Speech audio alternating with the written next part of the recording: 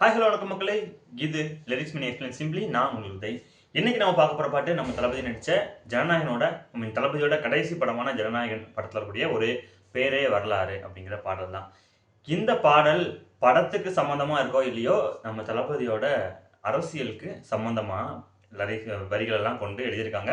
விவேக் தான் எழுதியிருக்காரு. நம்ம அனிருத் இசையில பாடல் அருமையா இருக்கு. வாங்க இந்த லிரிக்ஸ் மீனிங்கை நம்ம இந்த வீடியோல பார்க்கலாம். பாடல் ஆரம்பிக்கும் போதே என் நெஞ்சில் குடியிருக்கும் அப்படின்னு சொல்லி நம்ம தளபதியோட ட்ரேட்மார்க் லைனையே வச்சுதான் ஆரம்பிச்சிருக்காங்க.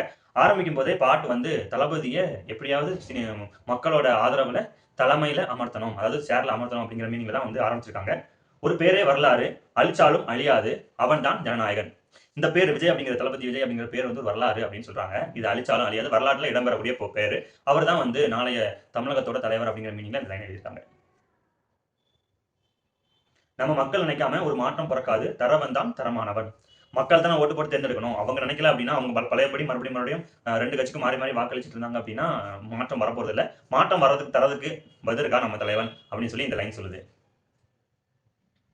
உன் பேரை கேட்டா உடல் உறைஞ்சே போகும், விழித்திரையில் பார்த்தால் மனம் கரைஞ்சே போகும்.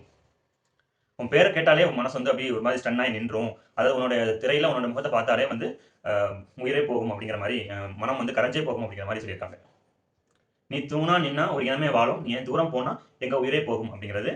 நீ இருக்கும்போது மக்கள் நல்லா வாழ்வாங்க, நீ இல்லை அப்படின்னா மக்கள் மறுபடியும் பழைய படுகொலையிலே போய் விழுந்துருவாங்க அப்படிங்கிற மாதிரி இந்த லைன் சொல்லுது.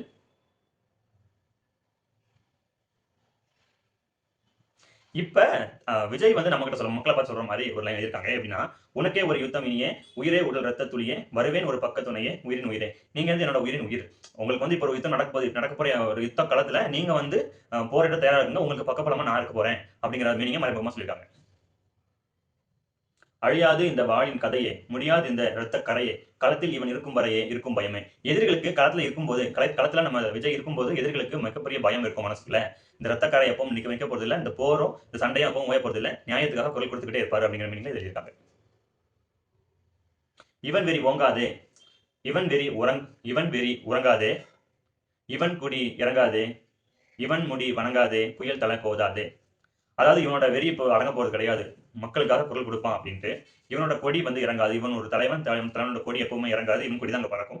இவன் முடி வணங்காது, இவன் தலை, அதாவது மன்னர்களுக்கும் முடி சொல்லுவாங்க இல்லையா, அந்த முடி இவர் எப்பவுமே இறங்காது, இவர் தான் அடுத்த தலைவராக இருக்க போறாரு, இவர் தான் எப்பவுமே மக்களோட தலைவராக இருக்க போறாரு அப்படிங்கிற மீனிங்ல சொல்லியிருக்காங்க. புயல் தலை கோதாது, தென்றல் தான் தலை கோதிவிடும். புயல் நம்ம தலைவர் ஒரு புயல், அவர் தலை கோத மாட்டாரு அப்படிங்கிற மாதிரி, தட்டி கொடுத்து பேச மாட்டாரு, அதிரடி தான் இறங்குவாரு அப்படிங்கிற மாதிரி இந்த லைன் சொல்லுது. முக்காலத்தில் எவரும் ஒரு இணை கிடையாது, இவன் புழல் அழியாது, சிங்கம் இரையாகாது. எப்பவுமே முக்காலத்தில் 3 காலத்திலையும் எந்த காலத்திலையுமே தம் விஜய்க்கு எதிரி கிடையாது அப்படிங்கிற லைன் எழுதியிருக்காங்க. ஒரு இணை இணை இல்லை, ஈடு இணையே கிடையாது அப்படின்ட்டு.